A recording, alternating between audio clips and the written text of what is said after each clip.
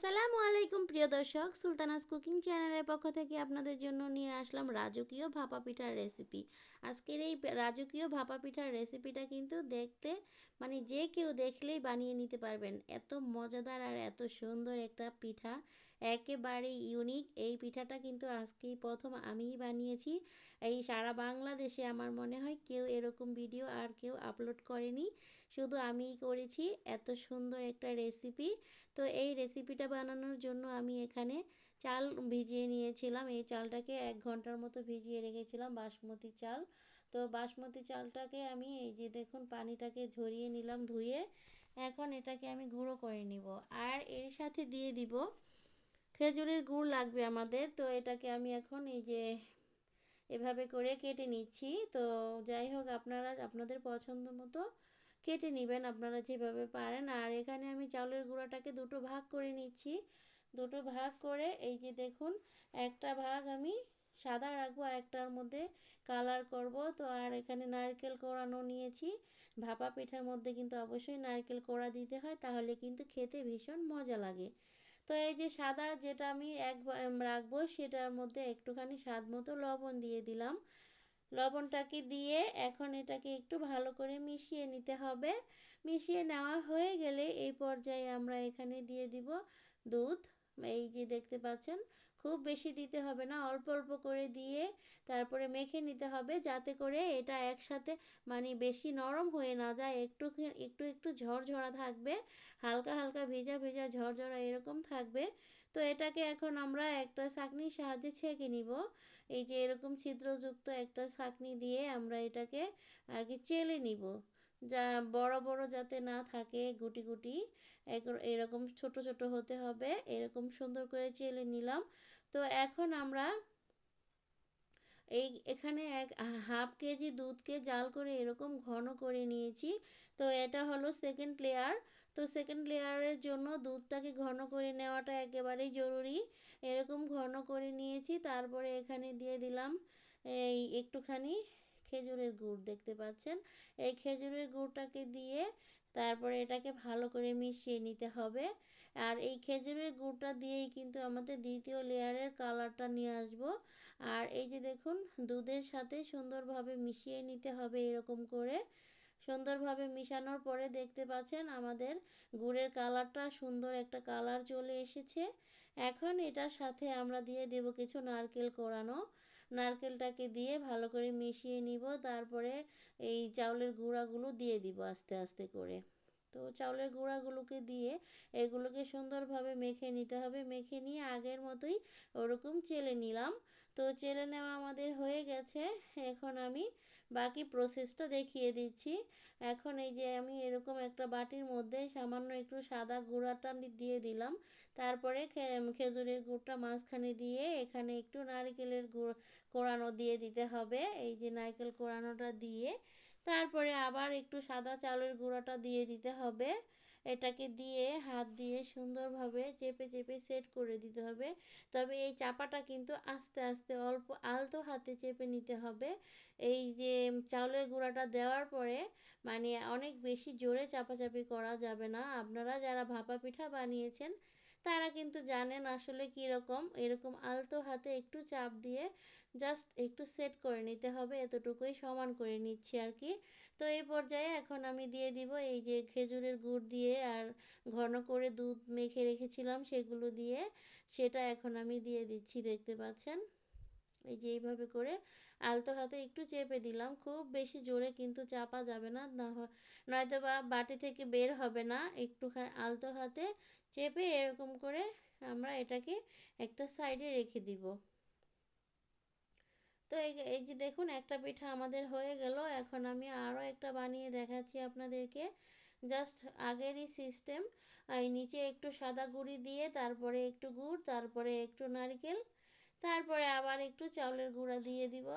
এবং তারপরে আবারও একটু চাইলে নারকেলের গুঁড়া দিতে পারেন, আমি কিন্তু আবারও দিয়েছিলাম। তো এখন এই যে দেখুন আমি একটা কাজ করছি যে সাইডগুলো সুন্দরভাবে সেট করে দিচ্ছি, যাতে করে এই যে ওই পাশের যে কালারওয়ালা যে গুড়টা আছে সেটা যদি আমরা দিয়ে দিই তাহলে কিন্তু সুন্দরভাবে এই সাইডের মধ্যে একদম দেখা যাবে, সুন্দর লাগবে দেখতে। এইটাই আর কি, এই কাজটা সুন্দরভাবে করে নিতে হবে। তারপরে উপরে আমরা এই যে খেজুরের গুড় মাখা আর দুধ মাখা যে গুঁড়িটা সেটা আবার দিয়ে দিলাম, দেখতে পাচ্ছেন। এটাকে দিয়ে আলতো হাতে একটু চেপে চেপে নিতে হবে সমান করে, একেবারে যাতে করে খুলে না যায়, যে যখন আমরা পাত্রের মধ্যে রাখবো ভাপে দেওয়ার জন্য তখন যাতে খুলে না যায়। ঠিক ওই রকম করে আলতো হাতে, মানে খুব বেশি জোরে কিন্তু চাপ দেওয়া যাবে না, এটাই বলছি বারবার। আলতো হাতে চাপ দিয়ে জাস্ট একটু সেট করে নিতে হবে, এতটুকুই। তো এরকম করে আমরা কিন্তু এই যে তিনটা বানিয়ে নিলাম, তিনটা বানিয়ে নিয়েছি। এখন এই তিনটাকে কিন্তু আমাদের ভাপে দিতে হবে। তো ভাপে দেওয়ার জন্য অলরেডি আমি চুলায় কিন্তু পানি বসিয়ে দিয়েছি। এই যে এই স্ট্যান্ডের মধ্যে এখন আমি বসিয়ে দিব, এই পাত্রটার মধ্যে আর কি। তো এর পিঠাটাকে যে ভাপে দিব, তো সেই জন্য কিন্তু এই যে পাতলা একটা কাপড় নিয়েছি, এই কাপড়টা ভিজিয়ে নিয়ে তারপরে এটার মধ্যে এই যে দেখুন কিভাবে আমি দিচ্ছি, এভাবে করে দিয়ে না মানে জোরে হাত দিয়ে একটু চেপে ধরতে হবে, যাতে করে একেবারে আরও ভালোভাবে সেট হয়ে যায়, মানে দেওয়ার সাথে সাথে যাতে খুলে না যায়, সুন্দরভাবে বসে থাকে। তবে এই কাজটা কিন্তু খুবই সাবধানে করতে হয়, মানে যাতে খুলে গেলে, মানে যখন আমরা বাটিটা খুলে নিব তখন যাতে এই গুঁড়িটা না খুলে যায়। তো এখানে রেখে একটু মানে আস্তে আস্তে একটু হাত দিয়ে এভাবে টাচ করে দিতে হবে এবং তাহলেই খুলে যাবে। এটা দেখতে পাচ্ছেন। তো এরকম করে আমাদের একটা খুলে গেল, এটা আমরা সুন্দরভাবে এখন এভাবে আলতো হাতে ঢেকে দিব, মানে এমনভাবে কাজটা করতে হবে যাতে ভেঙে না যায়, সেই দিকে কিন্তু অবশ্যই খেয়াল রাখতে হবে। তো আমি আরও একটা দিয়ে দিলাম। তো একটার মধ্যে আমি দুইটা করেই দিব, কারণ যদি ভেঙে যায় তাহলে তো সমস্যা, সেই জন্য। তো দিয়ে আমি এই যে পাত্রটার মধ্যে আগে থেকে পানি গরম বসিয়ে দিয়েছিলাম, তারই উপরে আমাদের এই স্ট্যান্ডটা বসিয়ে দিলাম। তো এই পাত্রটার মধ্যেই আমি আরও একটা দিয়ে দিব, যাতে করে তাড়াতাড়ি হয়ে যায় পিঠাগুলো। তো এখন এই যে আরও একটা দিয়ে দিয়েছি, আমাদের এটা কিন্তু 2 লেয়ার দেওয়া যায় আর কি একসাথে। তো আরও তিনটা আমি বানিয়ে নিয়েছি দেখুন একই সাথে। তো এগুলো এখন সবগুলোই ভাপে দিয়ে দিব, আমাদের এই পাত্রটার মধ্যে 4টা করে হবে। তো সেভাবে করে এই যে দেখুন এখন একটা হয়ে গেছে, এই পর্যায়ে আমরা বুঝবো কিভাবে, খোলার পরে দেখতে পারবো যে সাদা কালারটা অন্য কালার হয়েছে একটু, এবং হাত দিয়ে চাপ দিলে বোঝা যাবে যে এটা সিদ্ধ হয়ে গেছে, শক্ত শক্ত হয়েছে একটু। তো এখন এই যে আমরা এইভাবে করে চামচের সাহায্যে নামিয়ে নিলাম, যাতে করে হাতটা না পুড়ে যায়, হাত দিয়ে কিন্তু ধরা যাবে না এই গরম অবস্থাতে। সেজন্য এই যে চামচ দিয়ে তুলে এনে এখানে আমরা রেখে দিলাম প্লেটের মধ্যে। তো এই যে দেখুন কত সুন্দর আর কতটা লোভনীয় আমাদের এই রাজকীয় ভাপা পিঠা হয়ে গেল। এই ভাপা পিঠা দেখে কার কার কাছে ভালো লাগছে দেখুন, কতটা সুন্দর হয়েছে আর কতটা লোভনীয় হয়েছে। এরকম সুন্দর ভাপা পিঠা এর আগে কে কে খেয়েছেন? যদি কেউ খেয়ে থাকেন তাহলে কমেন্ট করে জানাবেন, আর যদি না খেয়ে থাকেন তো আমার রেসিপি ফলো করে আপনারাও কিন্তু এরকম বাড়িতে বানিয়ে খেতে পারেন। অথবা যদি বাড়িতে কোনো নতুন মেহমান আসে তাদের সামনে এরকম সুন্দর একটা ইউনিক পিঠা যদি আপনারা বানিয়ে দেন, তাহলে কিন্তু মেহমানরাও খেয়ে অনেক প্রশংসা করবে এবং বলবে, ওয়াও, অনেক গুণ আছে আপনাদের, অনেক সুন্দর করে পিঠা বানিয়েছেন। এত সুন্দর পিঠা জীবনে কোনোদিন খাইনি, এই প্রথম খেলাম। তো যাই হোক, এরকম করে আপনারা কিন্তু অবশ্যই বানাবেন। আর আমার রেসিপি ভালো লাগলে অবশ্যই আমার চ্যানেলটাকে লাইক কমেন্ট শেয়ার করে দিবেন এবং সাবস্ক্রাইব করে রাখবেন। আর সাথে বেলটাকে বাজিয়ে রাখবেন, যাতে করে নতুন ভিডিও ছাড়ার সাথে সাথে যাতে পৌঁছে যায় আপনাদের কাছে। তো এই যে দেখুন, আপনারা কিন্তু অবশ্যই সাবস্ক্রাইব করে রাখবেন, এই জন্য তাই এরকম সুন্দর সুন্দর রেসিপি আপনারা কিন্তু তাহলে দেখতে পারবেন। আমার চ্যানেলে অনেক সুন্দর সুন্দর রেসিপি দিয়ে রেখেছি, আর এইরকম ইউনিক একটা রেসিপি আপনাদেরকে করে দেখালাম। সামনে কিন্তু আরও সুন্দর সুন্দর ইউনিক রেসিপি আমি করে দেখাবো।